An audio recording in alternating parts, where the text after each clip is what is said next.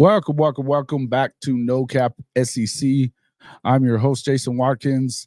I'm here with my co-host, SEC Mo, and our boy Jay from Unfair Sports and the Sooner or Later podcast. I always mess that one up. Or Sooner or Later show. All right. Sorry about that, Jay. But hey, welcome back to the show, everybody. Thanks a lot for joining us tonight. We are going to talk about a few things considering the SEC. Bo Nix is criticizing the SEC's obsession with football, and then you have a powerful group with an idea to fix a, quote, dead CFP system, and whether or not the SEC and Big Ten will allow that to ever get off the ground. Welcome into the show, guys. Thanks for joining us tonight. How's it going? Man, it's going good, man. I'm glad to be back. It's been a while, bro. It's been a minute. Yeah, man. Everybody's got kind of that life thing going on, it seems like, the last few weeks. So it's kind of is what it is. Life has definitely been lifing. Life has been lifing. Yeah, I've been slacking on pimping too, but it's great to return back to the old stomping grounds and yell at people. I know a lot of people in the comments, so we get to yell back and forth. Hey, man. Welcome into the show, everybody. Yeah, man. It's I've been a lot. Life has definitely been lifing, no doubt about that. It just always seems like this time of year, you're not supposed to have a shortage. You are supposed to have a shortage of things to talk about, but there's always plenty to talk about. Welcome into the show, everybody. Ryman Lemon, just so you understand, I do have hair, bro. Just so you understand that. I wear a hat, but I do have hair. But yeah. And then welcome in Timothy Green, Sooner Lemon, Ryman Lemon, Mike the Legend. Who else we got in here? Kyle DePuis. And let's see. Everybody else, check in when you get here. Let us know that you made it. Make sure that you wipe your feet on your way in. Hit that like button. Share us with your friends. Make sure that we get out there. Love having you guys on the show. Thanks a lot. Sooner Cowboys, I don't know that this is for sure Sooner Cowboys, Jay. We were just talking about this on Mike's show earlier. I think he might have been kidnapped. This guy's been awfully, what's the word I'm looking for here? Upbeat about the Sooners and their chances in the SEC in 2024. So I think somebody might have kidnapped Sooner Cowboys. I'm just saying. Yeah, man.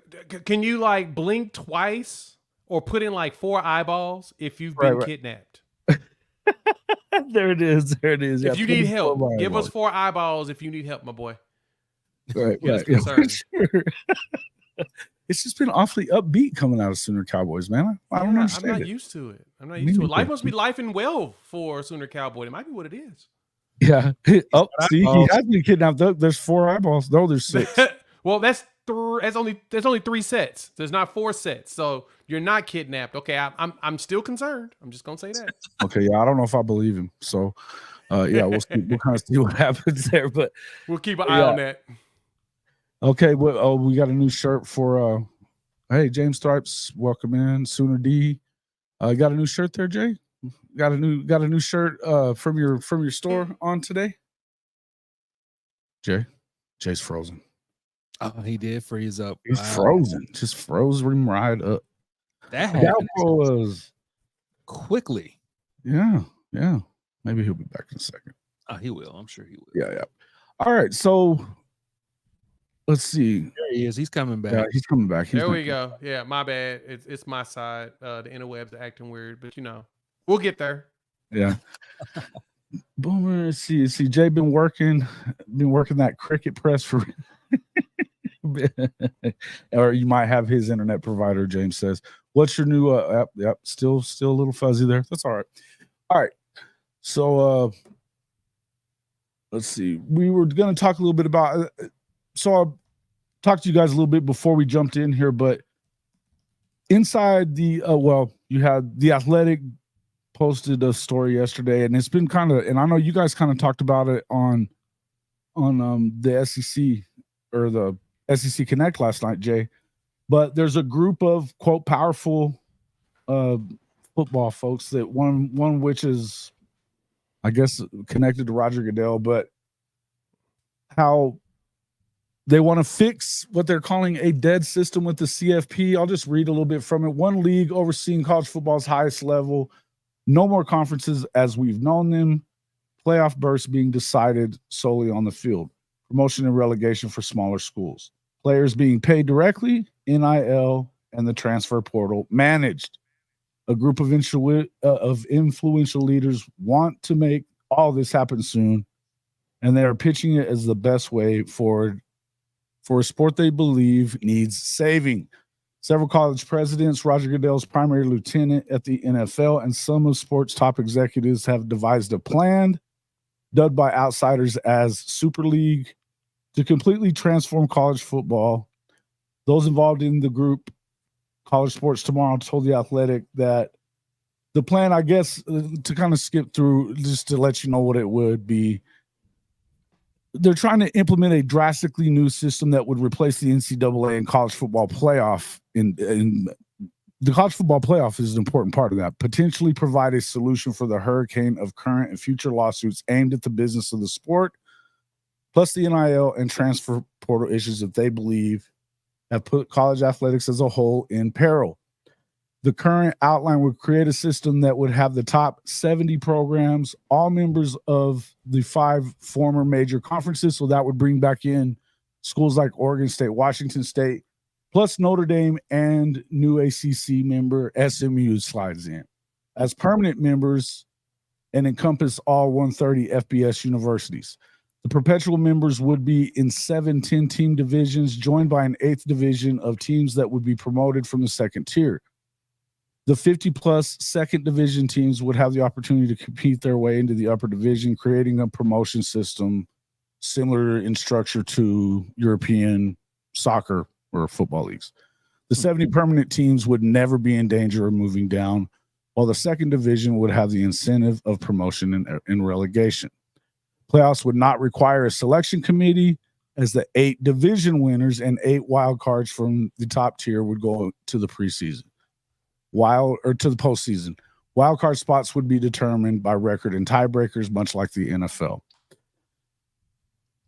What do you guys think about this? Jay, you guys talked about this last night on the show, so kind of give us your overview of it and what you think. And then I got a question, but what you see this as.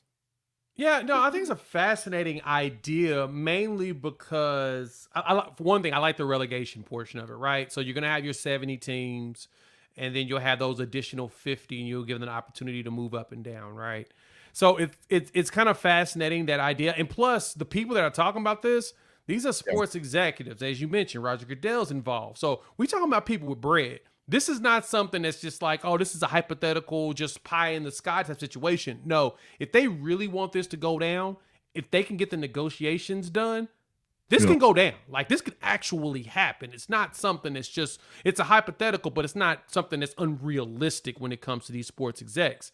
That adds a collective bargaining situation for the players, TV rights deals. They figure out how they can split some of those the pie, things all have to happen anyway. Boom. So that's right. all And then coming, boom, you're going to get yourself an opportunity to have a league that actually has structure, something the NCAA ain't got. Rules, regulations, things to try to help and make things have some sort of a flow to it. Because, whenever you eliminate, when you eliminate structure, that's when chaos happens. Chaos happens, all, shit hits the fan. And so the goal here is to reel all that back in, reel this big old monster back into a structured situation.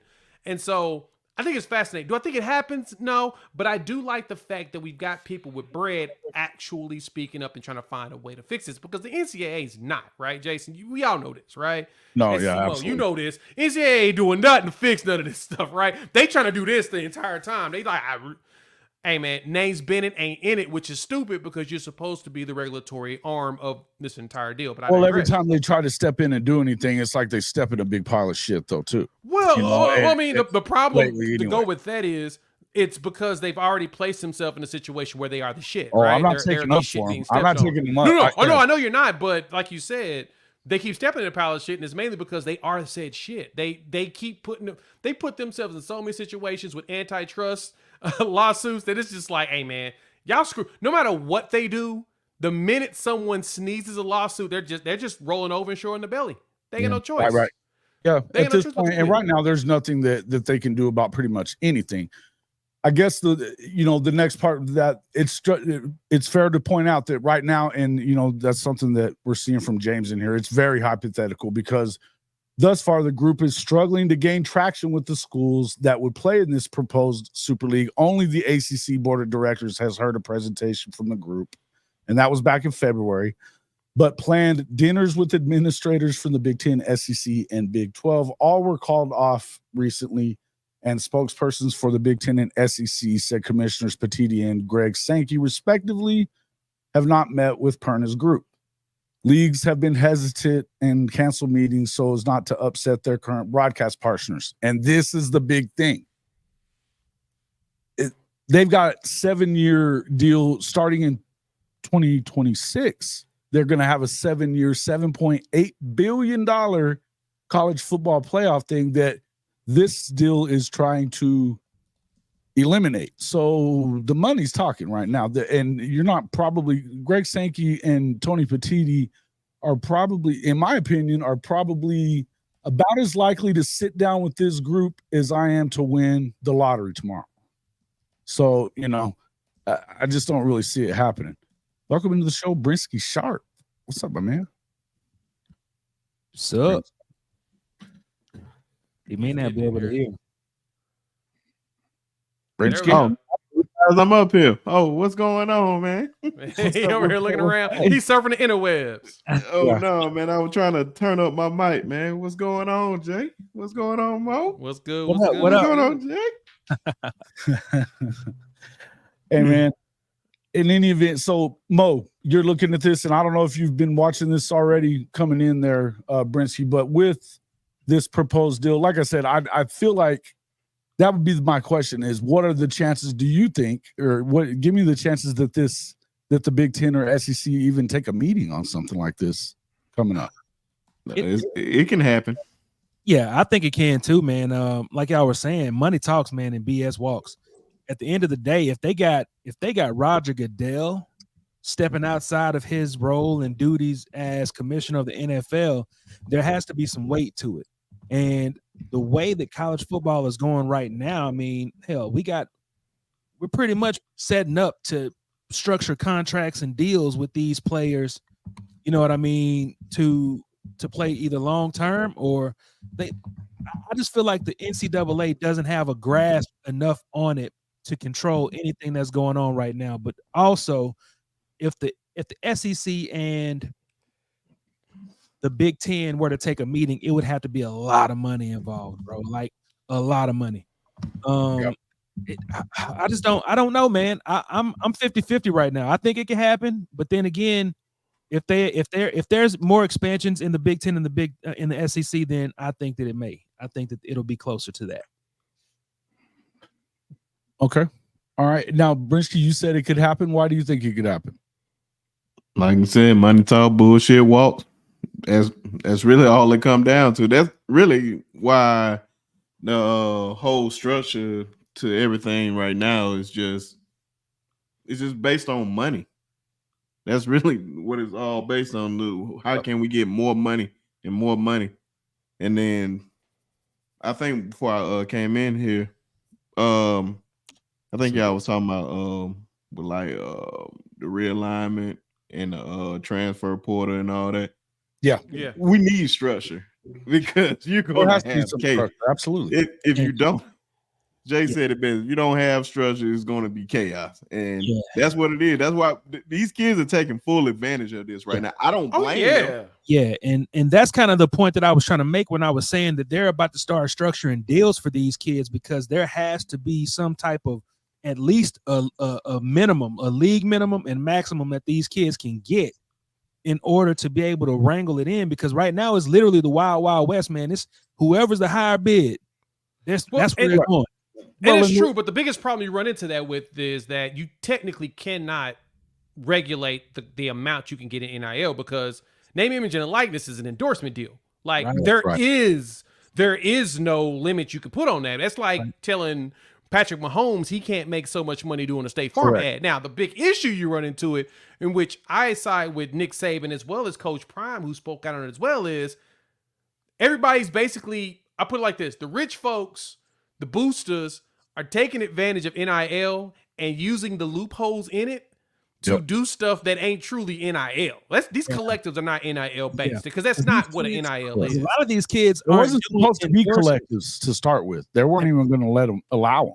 Listen, no, not at all. Right? They're BS. They're playing the game. Which, granted, like we said, they're taking advantage of the system, and I ain't mad at it because if there was one thing I said that I would not mind that the NCAA did was just let boosters pay the kids. Just go ahead. Because no matter what, the hierarchy's not going to change. The schools with the bread are still going to be the schools with the bread. The schools without the bread still going to be broke. You can't do nothing about that. That's how it's always going to be because certain schools care more. Yeah.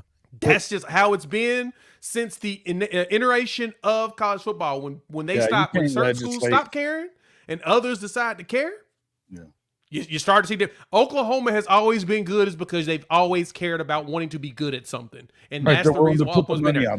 They're willing to Same thing with Alabama, right? You know, you go on the list of all these historically great schools, they wanted to be great at something. They wanted to be great at football. They want to have something in their namesake. And so they invest in the resources to do that. So overall, the regulation piece, I agree. There needs to be some sort of regulation around, even if there's just collectives.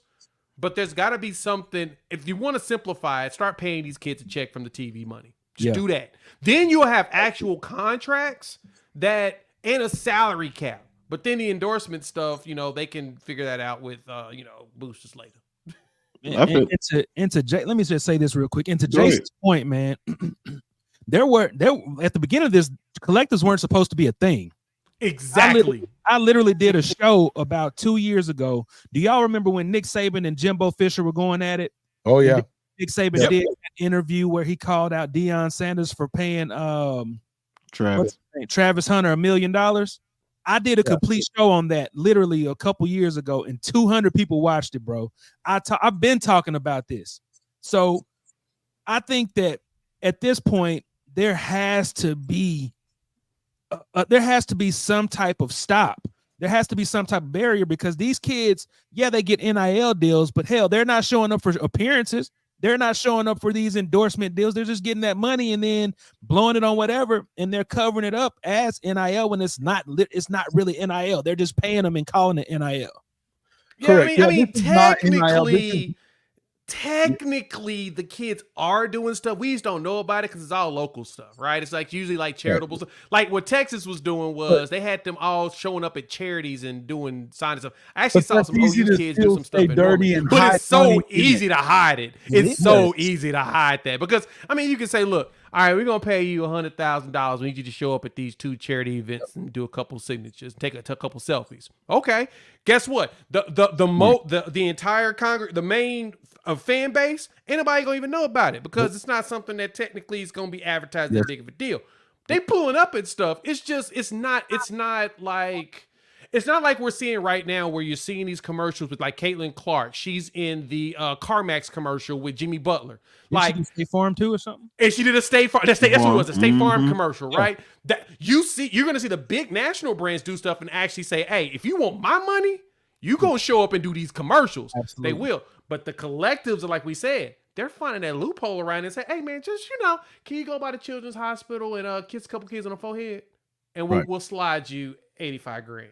That's what they're doing. It's just on my mind that they're even using the word collective openly because it's that was so like not supposed to be a thing, right? Yep. But there was a lot of shit that wasn't supposed to be a thing. The thing that I've been saying for weeks, and this is something that I've been talking about for weeks, that until you get some kind of collective bargaining and you're paying as part of when you're paying them as part of your revenue generation, and I'm not saying you have to take the whole full NFL model. The model that I like though is that you do have slotted, you can have a contract for X amount of time and this can only be for this much for what the school's going to pay, because that's going to actually allow for competition, right? Because not just everybody's going to be able to pay what you could pay a certain guy. Now NIL stuff then would be exactly what it should be. The most popular guy in the game is going to make the money. Caleb Williams has had 3-4 different national brands that sponsored him. So that's why he made $3-4 million or whatever this year on that. Until you actually do that, though, the culture of college sports being a dirty culture where money's always under the table and there's always cheating going on will remain. If they actually get above board here somehow with the way that they pay these kids, and you slow down this craziness with the transfer portal, you put some, I hate the word guardrails, but some guardrails in place, then you can actually move forward with the opportunity to change things a little bit, right? And have at least some semblance of, and this is what I would say, I don't really want to say the word, but because there's really not any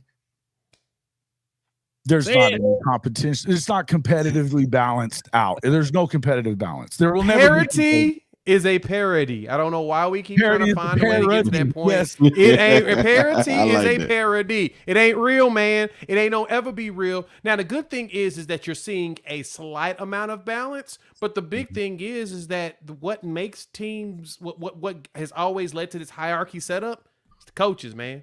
It's all about coaching. If you hire the right coach who goes in there and they do what they're supposed to do to try to win games, you're going to be able to do it. Kirby Smart was able to walk into Georgia and do something they ain't been able to do in 50 years. Sure. Win titles. And the way he was able to do it, he went in there by being underneath Saban for 9-10 years and figuring out how to build an actual program that's going to win stuff. But that's the thing about it. Georgia's always been good. They just could never get over the hump. Kirby got him there. So, look, if you can get the right coach, you're fine. That's the key thing.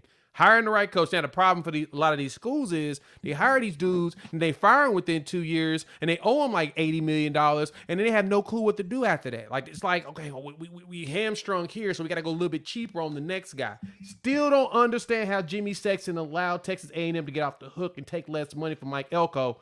I'm very disappointed in that man at this point right now. I'm getting a little emotional, a little mad about it because Jimmy Sexton should have took them boys to the rail. Should have told them he ain't taking no less than what Jimbo Fisher was getting paid. Oh no, they weren't You gonna don't do do that. that. They weren't gonna do that. No, But it's Jimmy Sexton, though. That's the thing about it. Sexton owns the SEC. He's the agent for every single coach in the SEC. Oh, he was basically. playing Hell, chess this offseason, boy. Hey, just go out here lying and say, oh, hey, man, Florida State. Alabama want Norvell, right?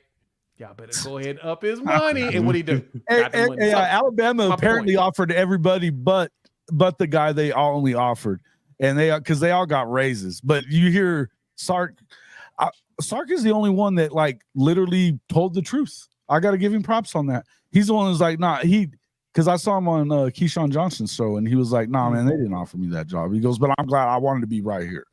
Yep. And he do. It makes sense. He was acting like he got offered, and Oh, they were yeah, acting like the FSU guy that Mike Norvell got an offer. They got the guy they wanted. He were on a plane hours after Nick decided they were on a plane to Washington. Mm-hmm. It would have been stupid to leave Texas anyway. I mean, on the trajectory he's going to follow Nick Saban, yeah, it would have been. Yeah, it would have been. I think that what is his name? Not Elko, but the guy that they just hired at Alabama. Every time I try to think Kellen about DeBoer. I think that DeBoer is in a really good situation because it's pretty much a clean slate for him. I don't think he's ever been a part of Alabama's staff. I don't think that is he a part of Nick Saban's coaching tree at all? No. Mm-hmm. Exactly. So he can go in there. Yeah, he's going to have to do things the Alabama way, but I feel like it's a clean slate for him, and he didn't really have. It's the recruiting that you worry about. Is he going to be able to continue to recruit? Been recruiting. He has kind of seemed to be flipping it around. I guess the biggest question I had was, do you really though believe in Jay? Do you think that the SEC is going to listen to this? Because the thing you got to remember, yes, ESPN though, they probably don't want shit to do with this unless no, because it's going to cost them more money. But at the same time, I mean, it's the SEC. You figure it out. But if they decide to go ahead and branch off of the NCAA, because this is what I envision would happen. Like I said, we talked about this last time on the SEC Connect, and I broke it down for Nino and them. What would actually happen if they did this? Because the question is this: all right, these teams leave the NCAA underneath them, which if they leave underneath the NCAA, technically their contracts with ESPN is kind of gone because that conference dissolves. Contracts are kind of over. and they go into this new entity, how exactly are they going to be like your Olympic sports, right? You know, the sports that don't bring in revenue, what's going to happen to them? Well, what would happen is that once they build up the media contracts, what these teams would do, because they're technically teams at this point, they would license with the school to use their logo, image, their name, image, and likeness, and all of that. And that fee goes to the school and can be leveraged for other sports and all of that jazz. So you technically have an avenue. And I think Chip Kelly actually talked about this as a way to do this months ago. He talked about it when he was still employed at UCLA. But that's your avenue to keep revenue going to the schools. And then, of course, ticket sales and all that stuff, that can be split. Or the schools can keep the ticket sales money and they have a license and use that as a licensing fee in order for these teams to leverage their stadiums and all of that. That's where all your money comes into play, right? And so it still trickles down. And once that happens, ESPN and all of them are going to get into a massive bidding war because they're going to want college sports. College sports is still a nice commodity you got to have if you're a sports channel. NBC will probably start making another play in. You'll probably see Apple jump in there because they've been trying to get into sports like crazy too. And so there's going to be massive bidding wars and opportunities for a ton of revenue through this. So ESPN ain't gonna like it, but at the same time, honestly, they may be able to get out a little bit cheaper while still holding on to the main assets. If they can get the playoffs, here's what I feel like. Here's where I was asking, and the reason I asked is because it feels like to me, because they've already signed this new deal, right? They don't know how they're going to set it up. They already said they don't know how they're going to set up the playoff, but they've got ESPN is locked in through 2032, correct? Yep. For the playoffs. So they, another 7 years for the deal starting in 2026. So they've got that locked in. What I would tell you is does this group end up getting it the way that they want it? Or is it going to be through them? Maybe, maybe not. But having this idea out there, and you have 7 years now started, basically you still have 9 years before you even have to really have anything like this. But it allows you that time to kind of tweak what you want to see happen, get people more used to it, and you can get the networks behind it as well. Last night I was looking at it in terms of, here's the one thing I would warn against. If the people that are saying, you want everybody to have a chance to win a national championship, that is never, first off, that is never going to be a thing. That's a pipe dream. It has never been a part of, parody, like you said, is a parody. Yeah, it is. They never wanted it. They don't want it now. They won't want it even if they do 80 teams. They don't want it to be any different. The teams that are the haves are going to still be the haves, and the have-nots will continue to be the have-nots. Mm-hmm. But at least if you have access there, then you can keep people happy, and maybe you don't ruin every bit of tradition that comes along with college football, which I think is one word that gets lost all the time when we're talking about the new CFP and NIL and portal and all this stuff. You're losing tradition. You're losing the pageantry that comes with college football, which is why we all love it. The college football that we all know and love will never exist again if this happens. For the simple fact that it will literally become a business instead of college football. It's already that. That toothpaste is out of the tube, brother. It's been that, yes, but at the same time, we haven't entity. I don't even know how to put it. Each college school said it out loud. They were already paying players too, and they hadn't said it out loud. Now it's being said out loud, but it's already like that. Real quick, Neilio, thank you for the super chat, sir. Good evening from St. Louis, Mr. Jason. Hope you're having a great show. It is always a great show. Neil, whenever you guys are all here, welcome in to the show, everybody. We appreciate it. If you have not already hit that like button, please make sure you hit that like button. We'd appreciate it. Share us with your friends. We're on 2 different channels here that I can tell you. I don't see Mo. You didn't jump in there on your channel too. Me too. Make sure you guys jump over to SEC Mo.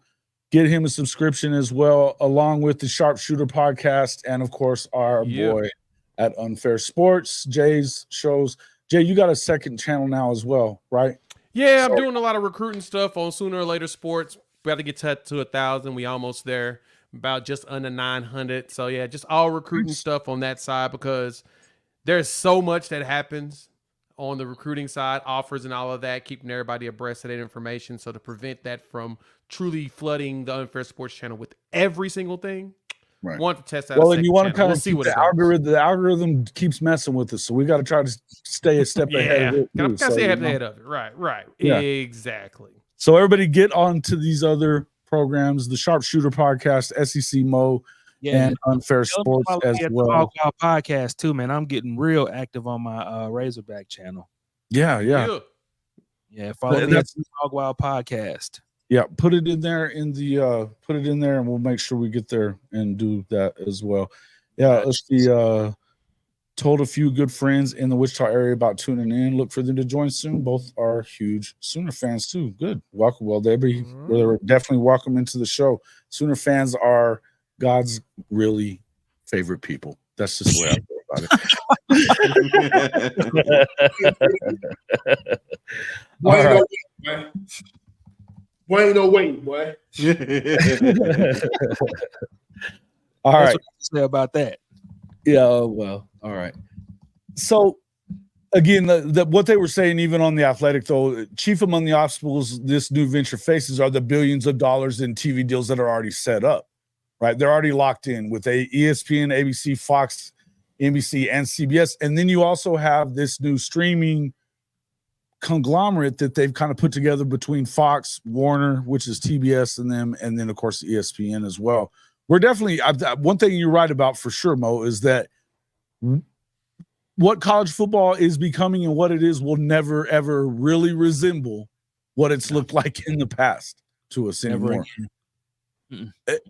But could something like this restore? Could something like what they're proposing here, could it restore the traditions and make sure that you don't lose complete sight of it? Brenski, Jay, what do you guys think? It's over. It's over, man. What I grew up watching is over, man. Now I just accepted it in December. It's over. What we love about college football is over. Yeah. It's always been a business, but it didn't feel like a business. It didn't feel like the NFL. It just felt like the tradition. The traditions was there. I don't know, man. It's just something different about it. I know we got to get used to change, but I don't like this change, man. I don't like it either. And I just feel I don't even know how to feel about this, man. But you don't think that like, because they're all 130 FBS teams would still theoretically have the opportunity to play in whatever their playoff system is, though.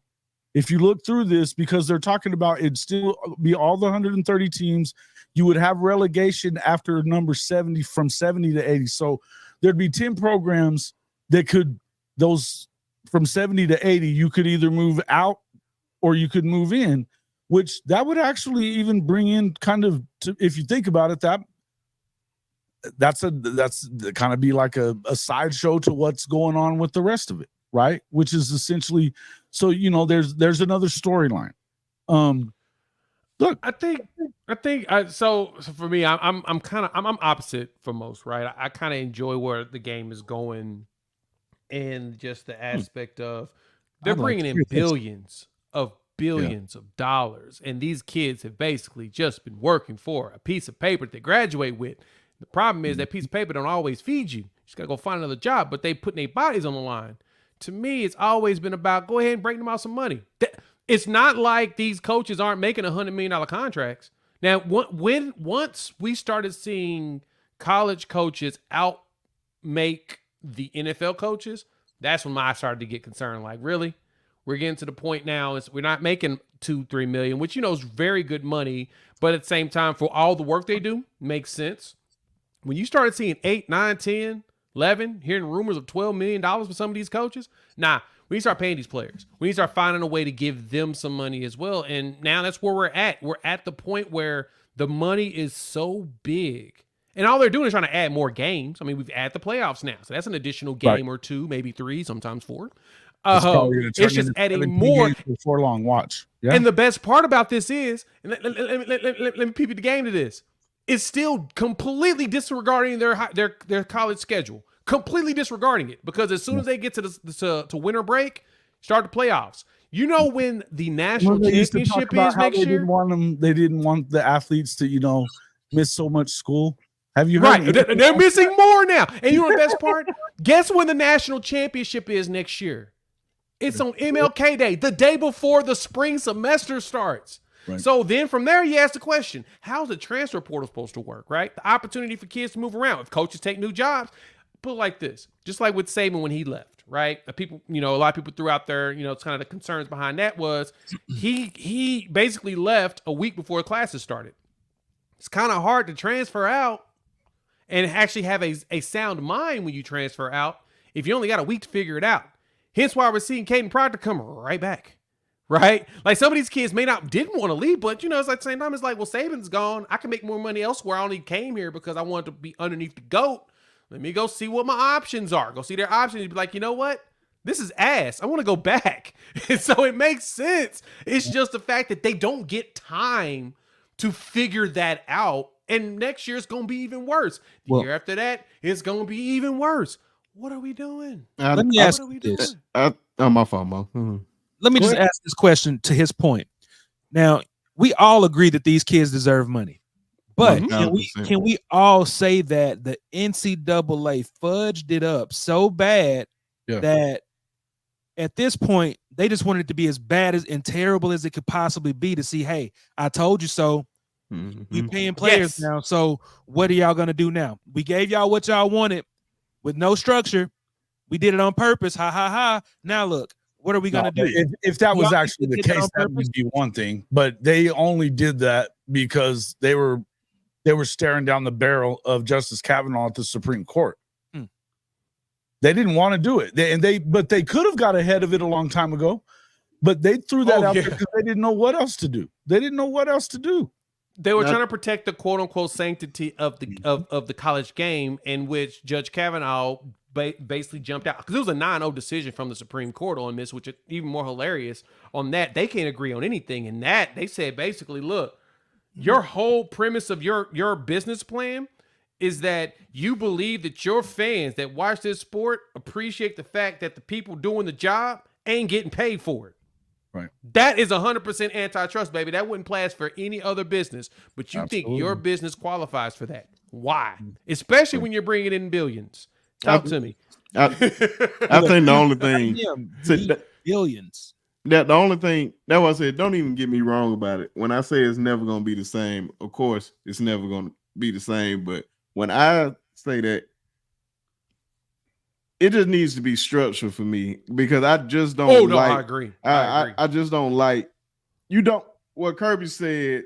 I forgot what interview he said. He said, I just like to go through the season and know I'm going to have this roster. And that's the only thing I want to see. I just want to know who's going to be on my team. I don't want to be like, oh, okay, we about to have A-Day next week. And then when April 15th come, I don't know who's going to be here. That's why I said, can we just at least get them on 2-year contracts? At least I know that. And this is where, and I say this all the time, and somebody already said it in the comments as well. Not these players made not one rule that they have to live by. Not even they have not bargained for any of the rules that are in place for NIL or anything else. This is all the adults in the room. Yeah. And that already they made every one of these decisions. Not one time did the players. So miss me with the bashing of the players and their ability to move around or anything else. They can fix all that, but to do that, then you have to now do the right thing. Bring the money above board, start paying players correctly, and share some of the revenue. It doesn't have to be all of it. Because I will give you that college, at least somewhat, tuition is worth money. I'm not saying that it isn't, and a degree is worth something as well. But let's not sit here and act like it really that's ever been a big thing, and like they couldn't afford to do that.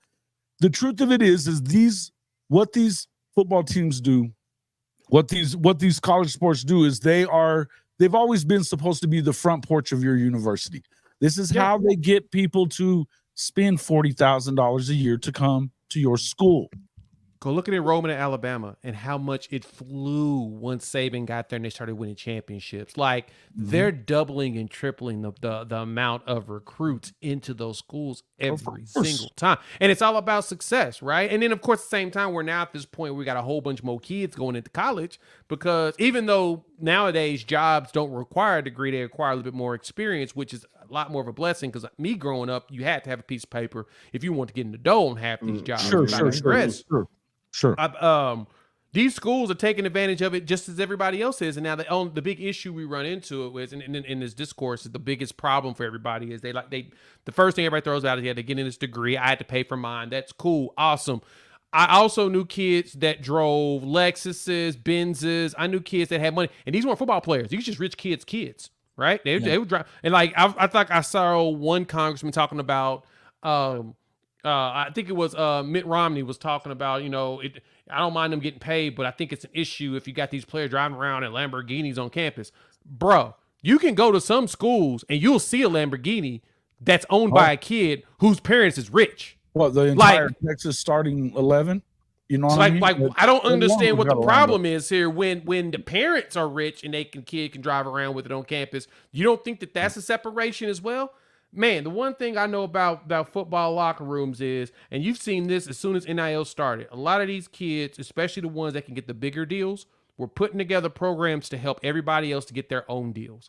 Like they were taking care of their teammates a lot more than you saw people being selfish for themselves, which is basically how it works in college. Like when we all broke together, we band together and help each other out. Like, you know what I'm saying? I remember having one summer, we was poor. We was trying to figure out food. We scrapped together all our little change from our last paychecks, and we went together and got some food and bought some groceries so we all had food for the week. You see that more. The struggle brings these people together a lot more than you think. Why do you think football teams come together so well whenever, when a tough game's coming up? Like we act like these kids don't have the mindset of understanding, the sacrifices of their teammates when a lot of them do. You got selfish dudes before they even start getting paid. So that's not going to change. You got both. You're always going to have both. It's life. Right? We got coworkers today we look at and try to figure out why this Mufu won't do his job. But you got this other coworker who's always overly helpful when you're just like, man, you need to get your own stuff done, but I really appreciate the help. You're going to have that regardless. So we've got to stop with the hyperbole talking about these kids are going to ruin these locker rooms. Well, it ain't ruining NFL locker rooms. If you get and the only thing that they have to do is pull the trigger on revenue share. If they do that, then you can get contracts. There's your contracts. You got to stay 2 years. You got to stay 1, 2, 3 years, whatever, depending on what you're getting paid. And at least then, if you now try to get out of your contract and transfer, you get to buy out like anybody else would. I think you just got to the root in what you just said, bro. Like you just got to the root of why we love college football so much. The band of brotherhood coming together to overcome obstacles and problems together, bro. Like that's the beauty of it. A team that cohesively comes together to beat the number one team in the nation. That's the beauty of college football. Now it's pay for play. Whoever can put together the most dynamic team by salary. You know what I'm saying? Whoever pays the most. It's not about teams coming together anymore because more teams now are divided because one player is getting more NIL than the other. Now, see, I got to disagree there. And I disagree with that because we look at Michigan today. Y'all think Michigan was the best paid team in college football? Nope. I'm going to tell you, they weren't. They were a team of dudes that came together to win games. But that was same thing with Bama a couple years ago when NIL first started. Georgia like this is the thing that came down the line to me when it came to like the whole Saban situation, right? Why you saw so many dudes decide to hit that portal. A lot of those dudes were going to Alabama to play for Nick Saban and was given a Nick Saban discount. They weren't taking the amount of money they could. They took the amount of money that they were okay with because they wanted to play for Coach. And then when Coach left, they're like, I'm going to go see what kind of money I can make elsewhere. And then they realized, probably like it better at Alabama, like especially Caden Proctor in the situation. But my point is, You're right. A lot of these schools are trying to see if they can win by putting together teams with a lot of money. But if you look what happened at Ole Miss not too long ago with Quinshawn Junction, you already had teammates taking shots at him because all he wanted was bread. He ain't there no more. And you're seeing it a lot of these teams with that, right? How many Nick Sabans are there though? Like they're not very many. They're not very many. You're right. You're right. There are not any more Nick Sabans that garner that much respect from kids coming out of high school. Like, I disagree there. I think I disagree on that are very similar. I think that you got your Kirby. You got Dabo Sweeney. As much as everybody likes to clown him, Sweeney is that type because he doesn't like NIL. But they pay. He just don't like NIL. Venables is a similar because they come from the same cloth. They are similar types when it comes to that.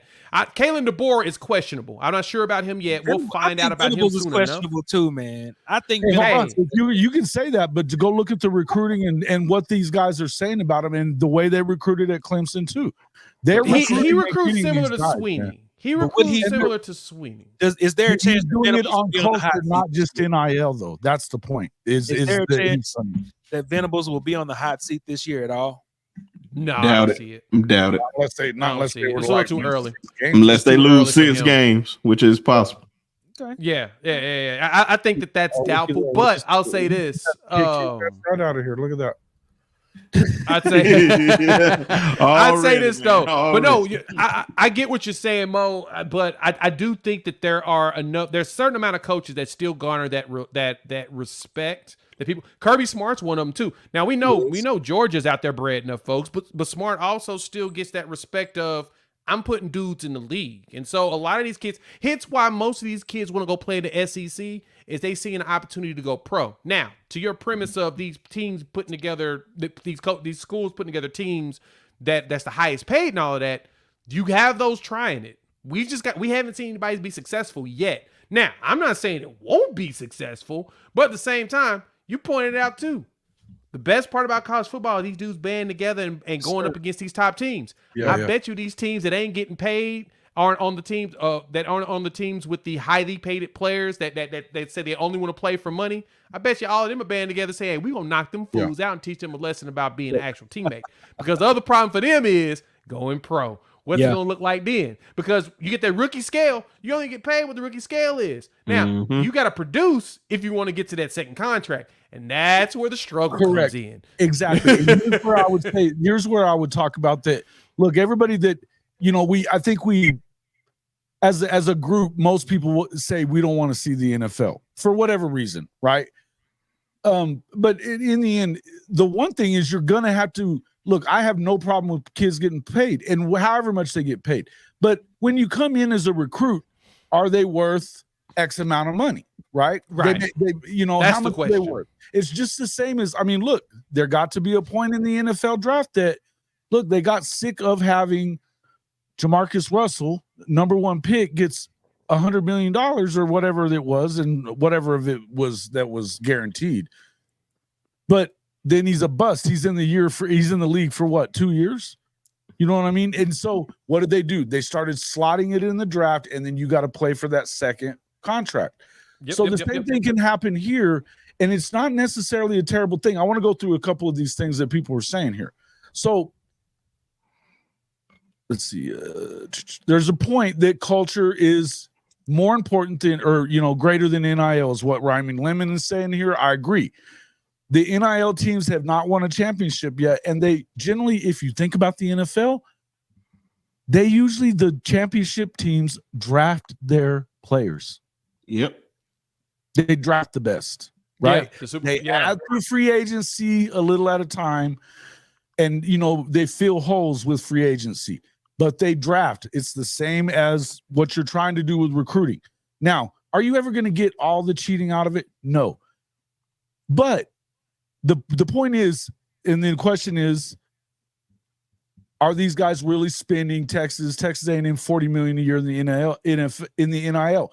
Maybe they are, maybe they're not. I think you're starting to see a time where, because Texas A&M, there's a lot of those guys that left the program that are saying, no, we were promised this money and we didn't get it. Yeah, it's true. You heard a lot of that shit from USC. Promised money, didn't get it. Yeah. Jordan Addison got 10% of what he was promised by Lincoln in the world. There's a lot of that going Even on. some at Florida. Yeah. Yeah. There's I a think- lot of it going on. Yeah, look at what happened with the kid that ended up He- at Arizona State. Yep, that's why I said it. Mm-hmm. And it's going to happen. But if you get into this revenue share and get some contracts out there, it's not the worst thing in the world, guys. And the bottom line is if you want to preserve this sport at all, you're going to have to do it. Is it going to be some changes? And I hate change. In the end, this looks like, to me, I think that this could work, but I don't see them really changing a whole lot until probably around 2030 when they could kind of implement this. The good news is that these kind of ideas are now out there. And look, I think some programs just want to know that they have an opportunity to play for it. Think about that. And that isn't even just outside of the SEC and Big Ten. Money or not, I mean, some of the teams that would in the SEC or the Big Ten that would not normally be able to compete are probably going to be able to compete now when the revenue is so much different. But that is what will absolutely completely shell and change what college sports are. And so at some point, it's either going to have to kind of go back the other way. You've got to get some structure around it. But I don't think it's a bad thing, guys. I just don't. I don't know. It's not necessarily a bad thing, but it's also not the best thing in the world. I mean, just to see so much change, everything. I'm not talking about the change that we're happening now. I'm saying the ideas that we're seeing come from this are not a bad thing. I'll tell you what'll make it better for me. If they make a group of five championship series, I'll be happy. Yeah, they need to go ahead and do that. Yes. I think they should be focused more on that. G5. Yeah, And they should completely dismantling the CFP. You know what I mean? Right. Well, that's what this is all about. This is what this is all about. And I'll leave the link in the description, guys, for everybody to look at that. It is behind the paywall, so you have to be a member of the Athletic. But if you are, I can't say that, but I'll put the link in there. So, but anyway, in the end, there's lots of places that you can find all the details of what they're talking about. They're not the only people that are talking about it at the Athletic. But what I would tell you is the good news is that you're getting some of these ideas out there to, at least you got something to look forward to that possibly it could go back to.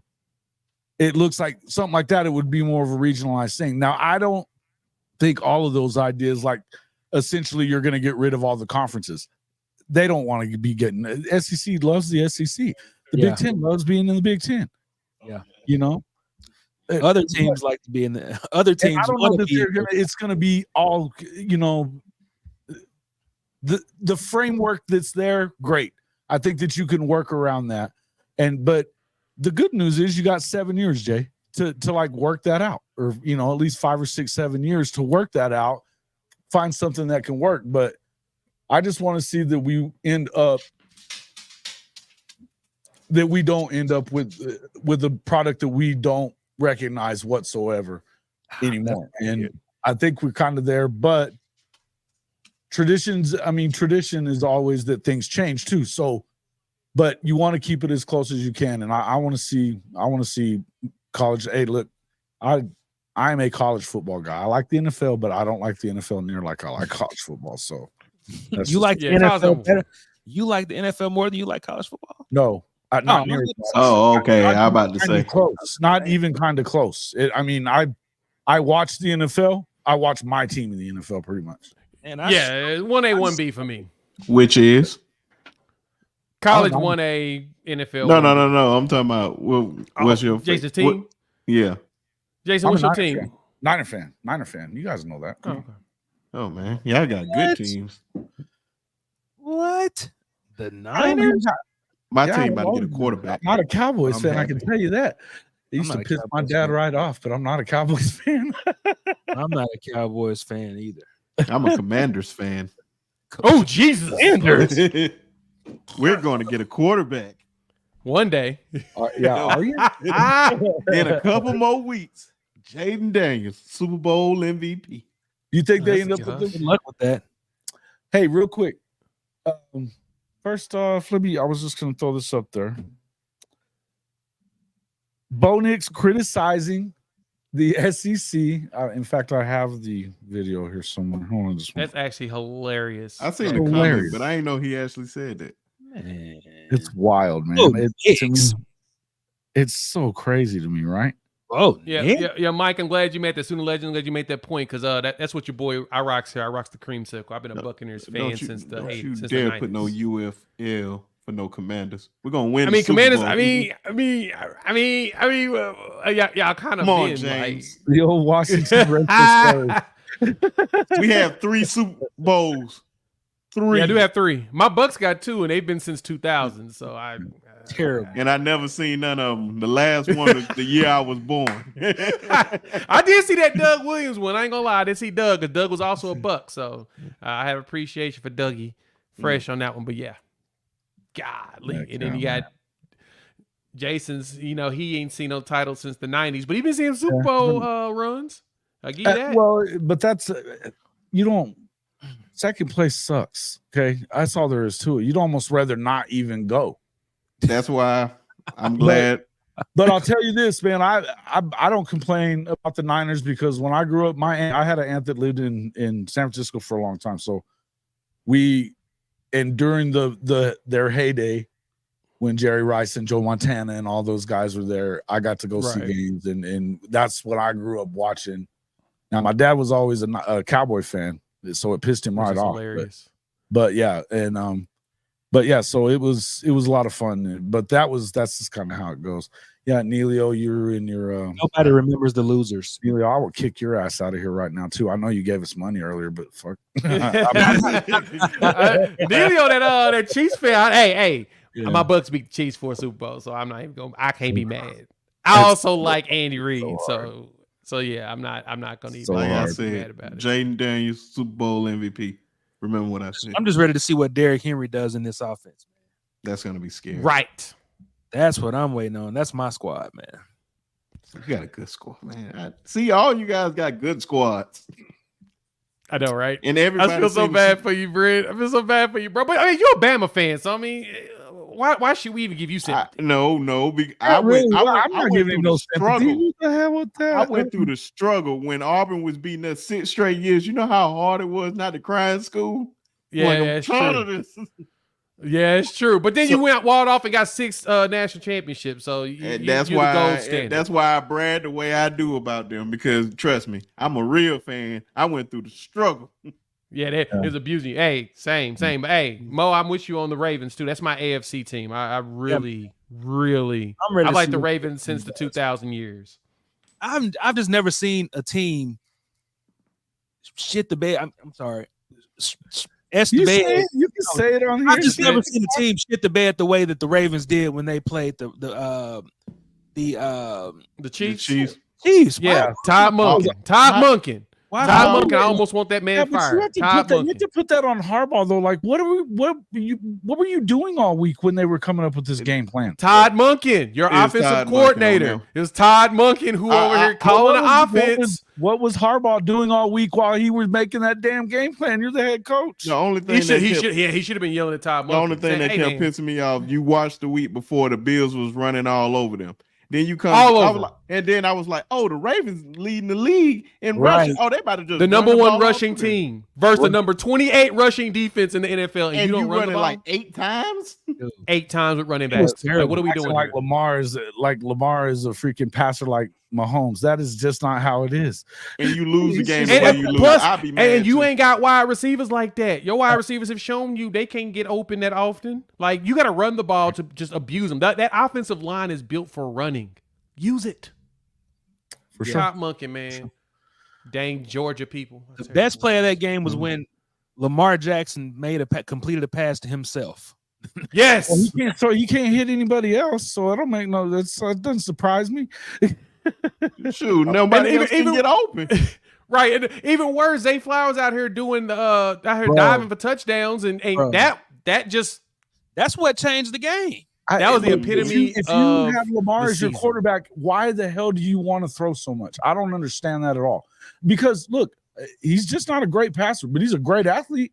I mean, find he's a way. not a great passer. He's a good passer. He's an NFL quarterback. The problem is that your running game has been your strength for. They built their offensive line. They've got Ricard out there. Is what I'm getting at. He ain't passing. Well, how many folks we can't Mahomes? We can't compare him. We can't compare anybody to Patrick Mahomes. So I think that's the point. No, but he can throw the ball 30, 40 times. We've seen him do it, and we've seen him be successful with it. The problem is you're playing the 28th ranked running defense in the NFL. Run down their throat. Right. Yeah. That part. All right, I got the video here. It's crazy. I couldn't get over that all week. Well, I couldn't get over that one. Me either. All right.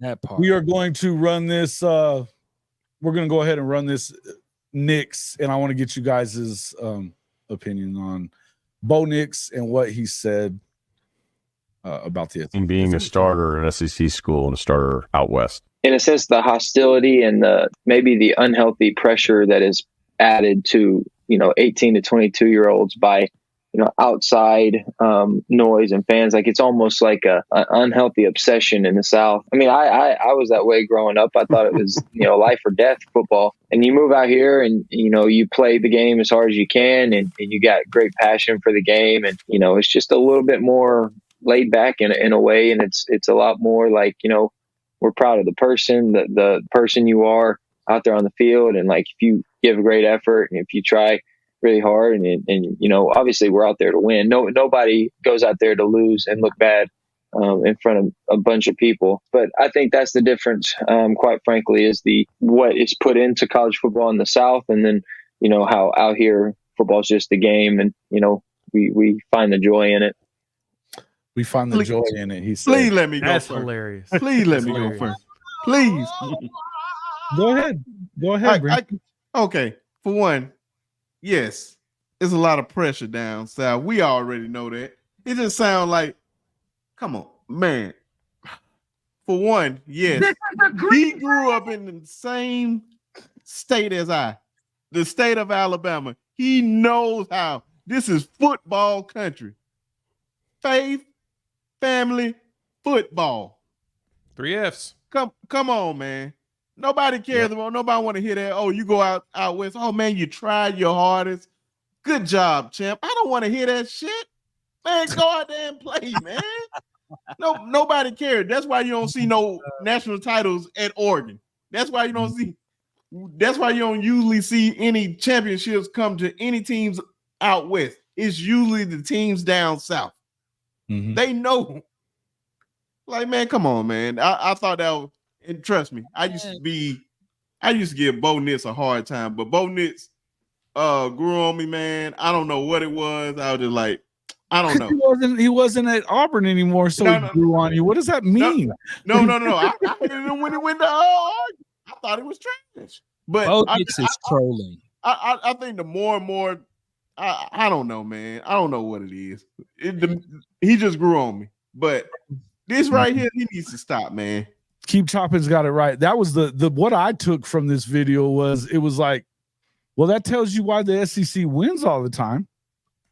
Because that part. Because it matters. We love football, but there's other things that are more important. When you say something, you're a quarterback, and I kind of wonder about his draft status now that he said that.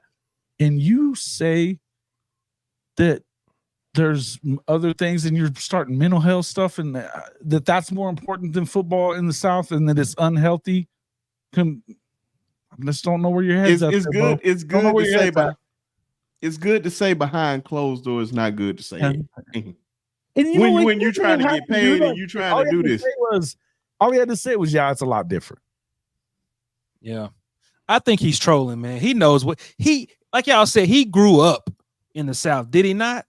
Yeah, his dad played at Auburn. Yeah, right. Yeah.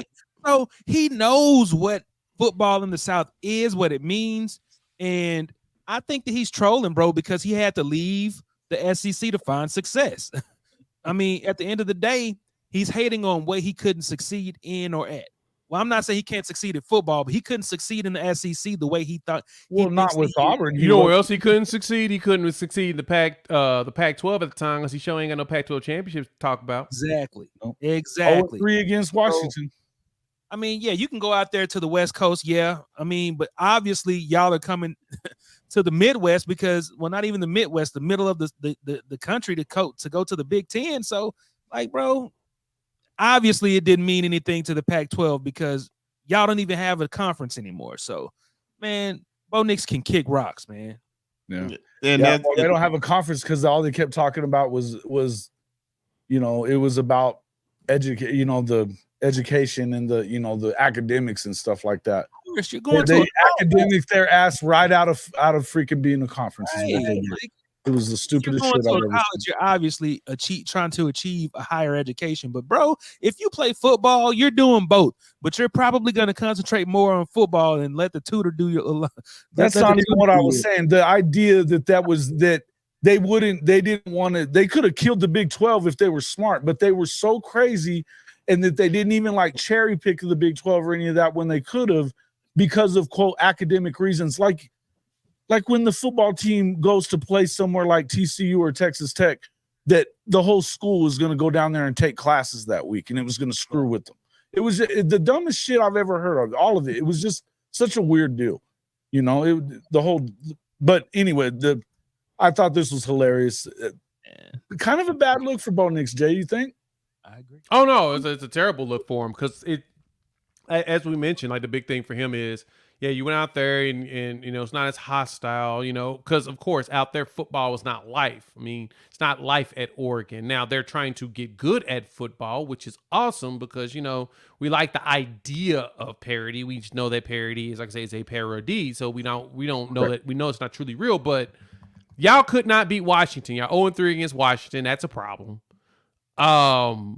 You have no Pac-12 championships in the 2 years you were there. Right. That's a problem. So obviously it means you should probably figure out how to care more so that you could take home more hardware. That would be a good thing. No? I agree. Well, and it sounded sour grapey to me because better. His dad went undefeated when they were on probation that year, and it sounded to me like, and they were hard on him at Auburn. They were hard on him. They didn't win enough games. They're going to be hard on you at Auburn. So sorry, but that's how it is. But it sounded like he was letting out his sour grapes on how the school kind of turned on him. Man, his dad is, and the thing is, his dad coached him in high school, and they won state championships in Alabama with him and Kool-Aid. Yep. And my boy, who coaches the wide receivers at Central, guess who's the head coach? Patrick Nix. And they just won state with Cam Coleman. Right. And then he had the nerve to say unhealthy obsession. What? Unhealthy. Yeah, he threw that unhealthy part. Your dad would never say that.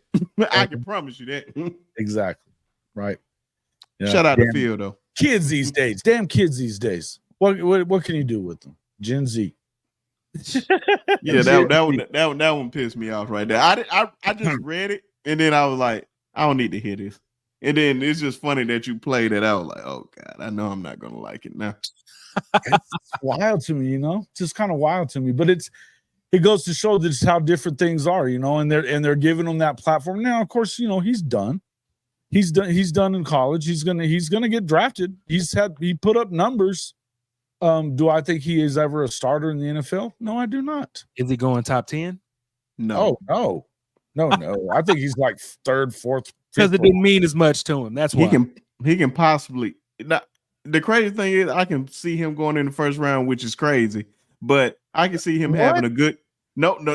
I understand it's crazy. Somebody gonna be crazy enough to pick him. That's why I keep looking at these mock drafts. I'm like, why do y'all have him in the top 10? Then it kept going low. I was like, okay, there ain't no way. But the thing is, I think he can have a good career as a backup. He can be like Chase Daniels. Just collect those checks. Just be behind somebody. The perfect career. The perfect career. Yeah. Some of y'all want to be superstars? Cool. I just want to be backup quarterback for like 15 years and play like Chase Daniels? 3 games every 3 years. Chase Daniel? I'd rather be Jimbo. 15 games in 15 years? Totally. Give it to me. Mm-hmm. Let me be an on-field coach as a player in a helmet. Give Pretty me that. wild, right? Golly. Yeah. Let me get that. What's that kid? What's that kid's name? Mike Glennon. Let me get that 15 milli to sit on somebody's bench and never touch the ball. And because the best part is when you're in practice, they can't tackle you because they need you to be upright as a quarterback. That's a fact. That's a fact. Give me. I don't have the pressure on me. I hate to say this because you guys know how I feel about Mizzou, but Mizzou beat out Georgia and Penn State for quarterback Matt Zollers, at least so far. I mean, he committed to Missouri. Is this real? Drink is recruiting out his mind, man. I mean, I don't know what's going on. I think they pulling some of that Walton money up there, bro. Oh, they definitely have some money. They got some money. In my trolling the other night, I did say Missouri, SEC. Missouri, what? He's done. What? I said, Mo, I know you clearly heard me say in my trolling the other night. Terrible. Just I'm about to say, horrible, Jason man. he had to put me in timeout, man. I was so timeouted bad him, trolling the other night, man. Yeah. I timeouted him. But, so what do you guys think about? I mean, look, something's the reason I'm asking this question, and Shadi, I don't know if you're still in there. What's up? I've asked this a couple of times now. Why is Georgia missing on all these quarterbacks? Because they don't have a history. Look at their history. Yeah, they don't have a history of great quarterbacks. They have a history of being awful with 5-star quarterbacks too. Right. Like awful. But they won back to back. They won back to back. Alabama. But with who? Who was the quarterback though? The quarterback was a walk-on. Doesn't matter. And they had a legendary defense. Started with Alabama too. That they started off with guys that were kind of half-assed, like Greg McElroy. That's what I was about to say. But that was a different world. That was the defense. era. That was the era where the defense was so stout they just wanted to run the ball and throw it anyway. That's why you Derrick Henry's and down that. But Georgia, they just suck at recruiting quarterbacks. They just do. Yeah. Well, I think that Carson Beck's a good quarterback, but why is it that now you lost this dude. You lost Zollers to Stafford, and then you just lost Dylan Raiola to freaking Nebraska. Like Purple just said, Matt Stafford, but Stat Padford. Don't consider anomaly the norm. That's not the norm. They only have That's just one quarterback. Look at their history. Right. So I put out a short a while back on this, man, and it literally went through with Dylan Raiola. Were they going to lose him? This was before they lost. This is when they actually got him to commit. And I was thinking, is he going to actually last at Georgia because of the history? You go down the list. You go from Dylan Raiola, who has left and went to Nebraska. They had Brock Vandegrift is now at Kentucky. He was a 5-star quarterback. He was a 5-star. You have Jake Fromm, who was a 5-star on some services. He stayed, but they didn't really do anything. That's the question I'm having though. Is it because of what's happened with a couple of these guys that haven't really panned out? Let me continue. Jacob Eason, he was a 5-star quarterback that transferred to Washington. You had Justin Fields, who transferred to Ohio State. As you think about it, you're going down a list of former 5-star quarterbacks that just always. Stat Pafford's the only one that's ever really stuck around. Stat Pafford. That's really it. That's all you had was Stat Pafford. And so, you really think about it, like what else have you seen out of Georgia when it comes to just quarterbacks being good and staying there? Yeah, Beck's not a bad quarterback. But they just suck at recruiting quarterbacks, man. They just suck at it. My argument is that they're built just like Alabama, bro. There have been no elite quarterbacks come out of Alabama. The closest thing to elite that Alabama's seen is Greg McElroy. I'd say two. Are you saying we have 3 Hall of Fame quarterbacks? Well, Jalen Hurts had to go to OU. Yeah, Hurts had to get better to be a Sooner. Bro, you know Jalen Hurts has two was about it. Offensive player of the year award at the University of Alabama. Who? Jalen Hurts has that. Yeah, Hurts was a freshman. Yeah, he was SEC Offensive Player of the Year, and that was also an era when the SEC really wasn't playing offenses, right? Y'all really wasn't doing the offense thing. No, we know y'all wasn't doing offense thing. Hold on. Right? You see what Bryce Young doing? 5'5". You see what team he's on? You see what they're doing? Hey, he got drafted there. He was supposed to make a difference. He's not making a difference. Okay, I put it like this. You switch him and CJ Stroud, I bet you won't be saying the same thing about CJ Stroud. Bro, I'm just saying, man. Like, look. I mean, Bryce was good. I mean, he showed us some stuff out there. CJ Stroud was always but besides that, y'all really. I mean, Macaroni Jones. I mean, he got sent over for a bag of potato chips. He just got traded to be a backup to Trevor Lawrence, in which Trevor Lawrence Stroud cooking him. was always the better quarterback coming out of that draft. Point blank. Oh, we all know that. But that's still up in there. But I'll say this though. I'll say this though. Great. Neilio's nuggets are great. Thank you, Neilio, for your nuggets, man. We appreciate those it. good nuggets.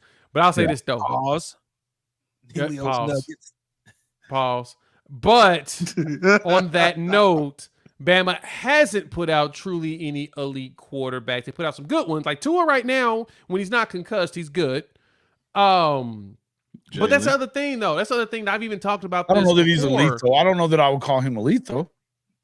I didn't say elite, though. I said he led the league in yards. Who? Tua. I said Tua's good.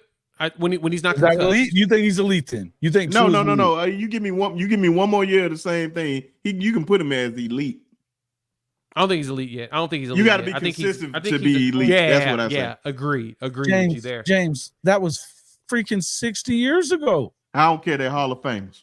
But that was 60. We talking about in the new latest century, in the 21st century. I wasn't talking about today. I'm talking about like now, the modern era of college school. I'm not talking about the merger era.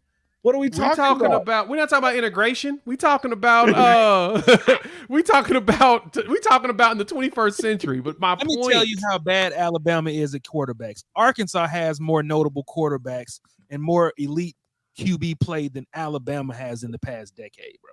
That's in the past decade? Yes. Ryan Mallett, Tyler Wilson, hell, Brandon Allen.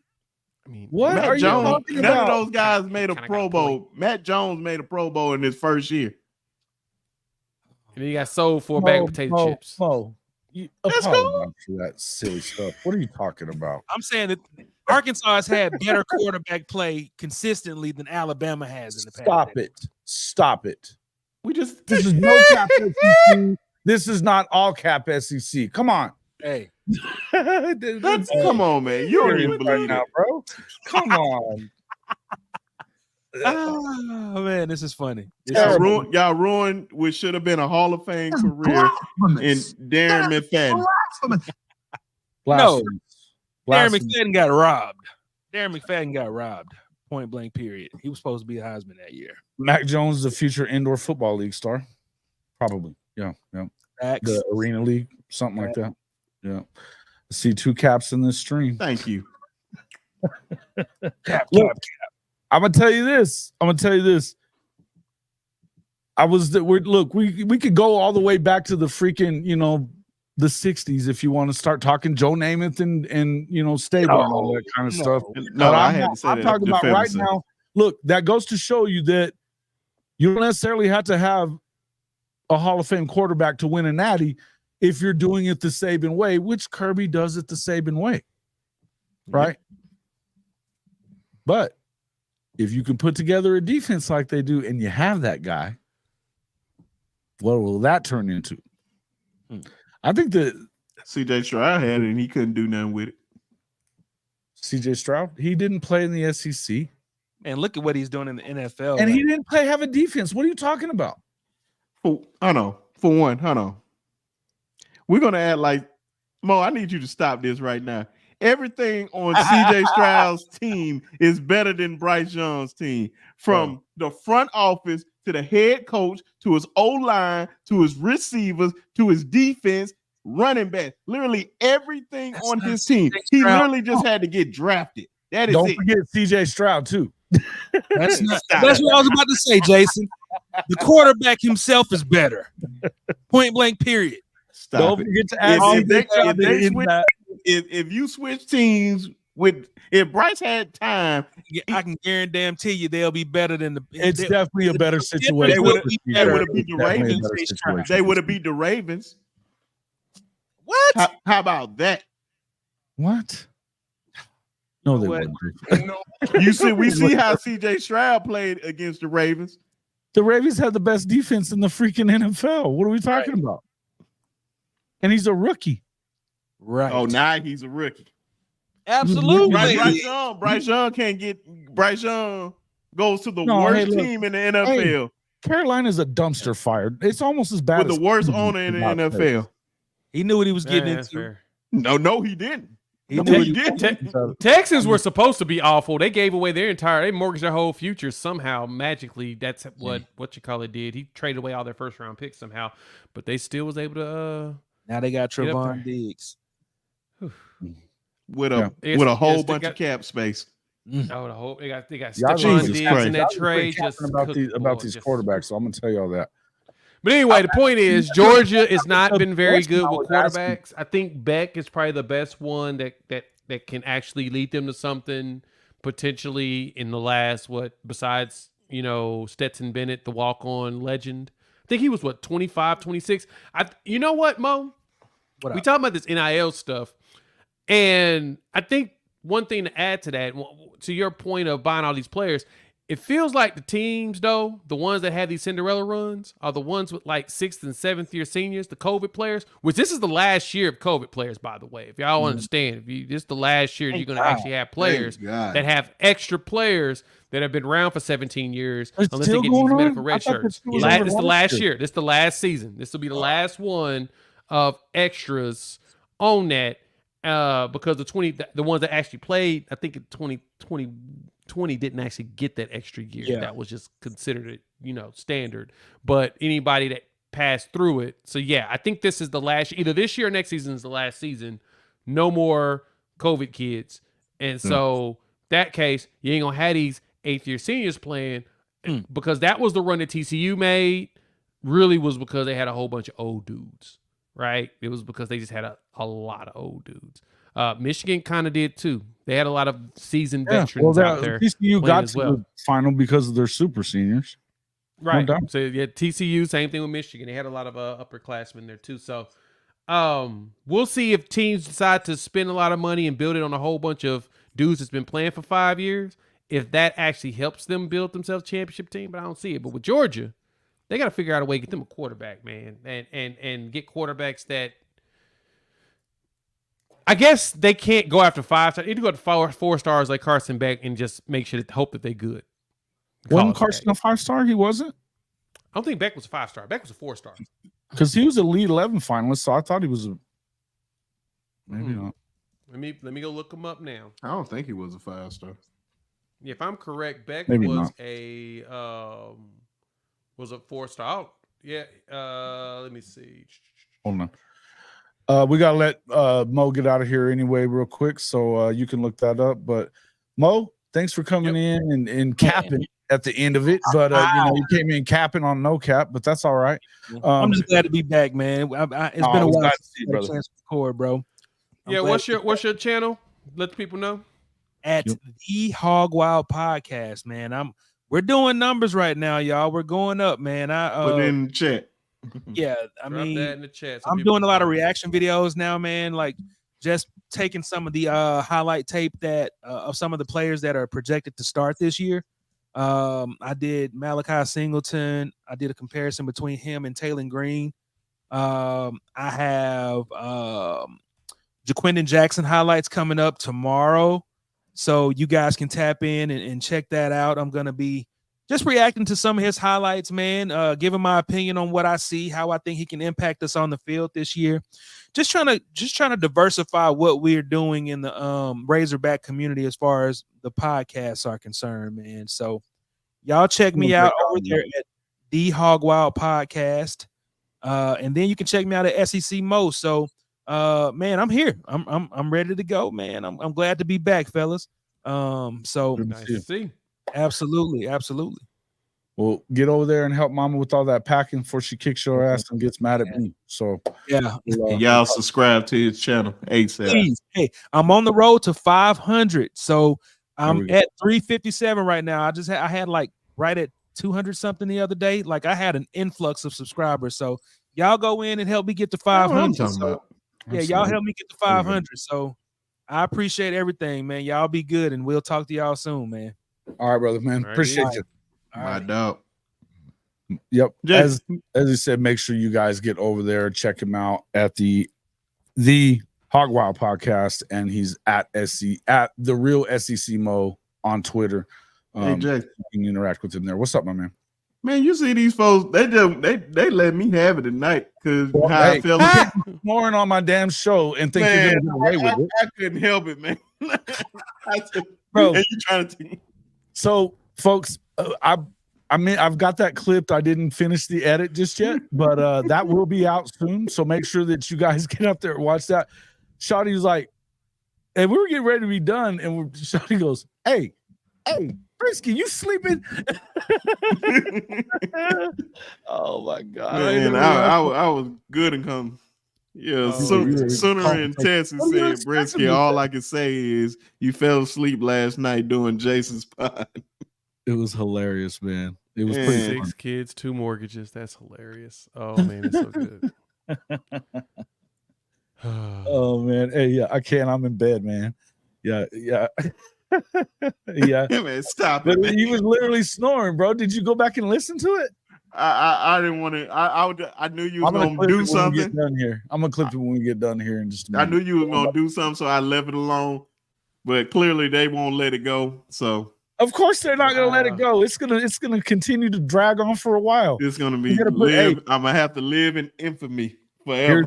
Here's the sign for Brenski. Every time he jumps onto the show, this is what you guys should type into the comments. Every time. There it is. I'm gonna hit the Steph Curry on y'all. Playing with me. It's good stuff. It's good stuff. Oh man. All right. I don't know if we ever got an answer out of you guys on what you think. Is there an issue at UGA with quarterbacks? Is it something you would worry about if you were a UGA fan? I kind of would be. I think it matters, man, because you now have dynamic quarterbacks in 2 programs that just entered. SEC school starter out west. You know, Nah. these two programs, Oklahoma and Texas, are going to bring dynamic quarterback play to the league. It's going to change things up. But the thing is, they don't have the cornerback play that Georgia putting out there. The what? The cornerback play. The secondary play.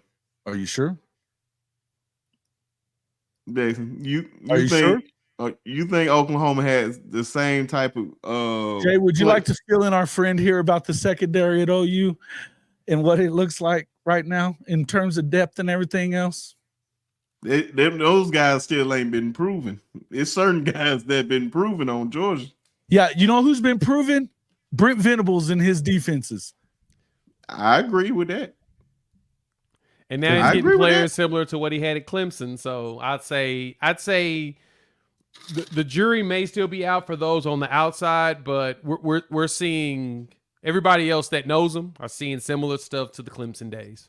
We're seeing that trajectory go. So all we gotta do is go out there and prove it. So I totally understand being being hesitant on your part. As an outsider looking in, I can't even blame you for it. Like you said, we got to prove it. And so all we got to do, once we go out there and prove it, though, I'm going to need everybody to make sure to bring that same energy. I just want to make sure the receipt. Just That's all want to I asked for. the receipt here. Just wanted to get you on the record that there was a receipt here. So, Just saying. Now I trust y'all on the D line. Yeah, we getting there. Yeah. I trust you on the D line. Now I'm not gonna question that. I've seen That what he produced on linebackers. that D line. D-line linebackers is what Brent Venables is infamous for, right? Oh, yeah. And so, but I think we'll get to with the I ain't secondary. gonna lie. I became a Stutzman fan during the Texas game. I'm like, who is that guy? Who is that guy? Like, right? I became a big fan that day. they are getting what I would say is that some of those secondary additions that they've made over the last 2 cycles for sure, and it looks like this one too, it's unreal. I think they're going to be really good. I'm in fact in the secondary, so I'm excited about that as well. But that's the only thing I'm saying is that I think that, and you see these things where Things evolve all the time. You get programs that they have their cycle of championship cycle. If you're not going to get elite quarterback play, can you win in the SEC because we're seeing a lot more elite kind of quarterbacks in the country these days. And in the SEC, I think you're going to see more of it. Look at Tennessee. What is that guy going to be? I mean, look, Nico looks like he might be that guy. Michael Hawkins is going to be that guy. And so they got to prove it. Of course they do. But Nico showed a lot against in the Iowa game, but it was still bro. Iowa. Yeah, I mean, you're right. 100% fair. It's still Iowa. Country, though. One of the best defenses in the country, was it not? I mean, it's still Iowa. Man, Jason, though, we got to be realistic, though. Iowa punts the ball on first down so they can play defense the whole time, right? Because their offense is so garbage. That defense got no help. They got no help. You think Iowa defense was better than Michigan's? No. I think that was proven in the Big Ten championship game. Yep. They steamrolled right over the top of them. Yeah. They've got a good defensive coordinator, though. They do a good job there. That's what I mean. They damn sure do a better job than they do on offense. So, it is what it is. But I think Nico if you're a Tennessee fan, they love him.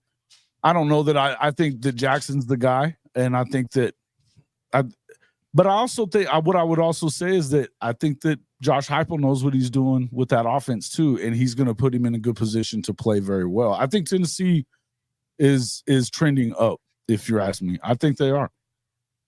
So, Heupel might be getting there.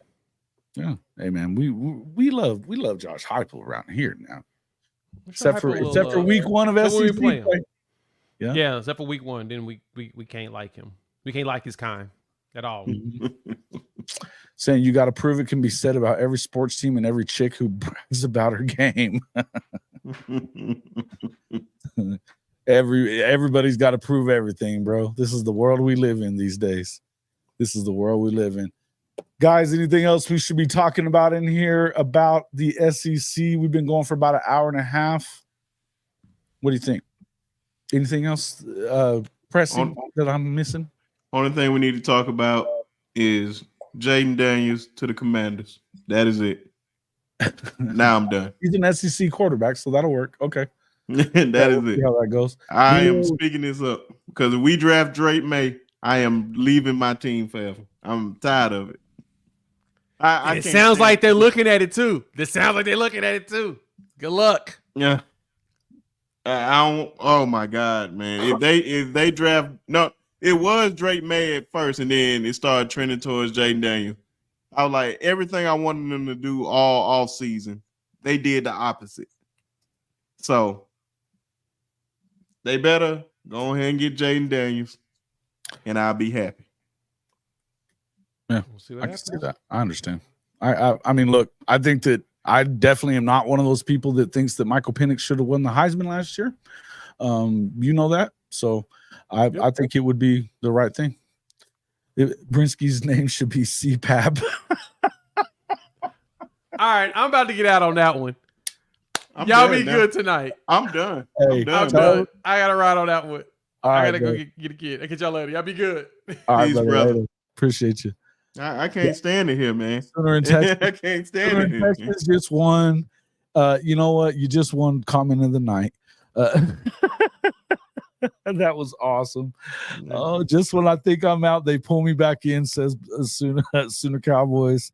And yeah, guys, I love this. I love this group of people. Neilio, thanks for coming in, man. Appreciate it. Drop some Neilio nuggets for us. You know, I didn't know all that stuff about Aaron Murray and his wife, who isn't his wife anymore, but stayed in Kansas City apparently. Always appreciate it whenever he drops his little knowledge nuggets. He's a K-State guy, but he knows a lot about Oklahoma even, so we like him. Yeah, that was good stuff. Much love.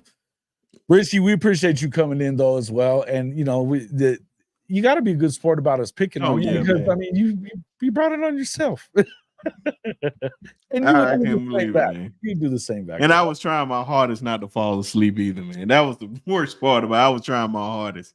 I stopped. I was like, "Are you sleeping?" Mhm. And you were like, "No." At first, you tried to lie, say you weren't. No. I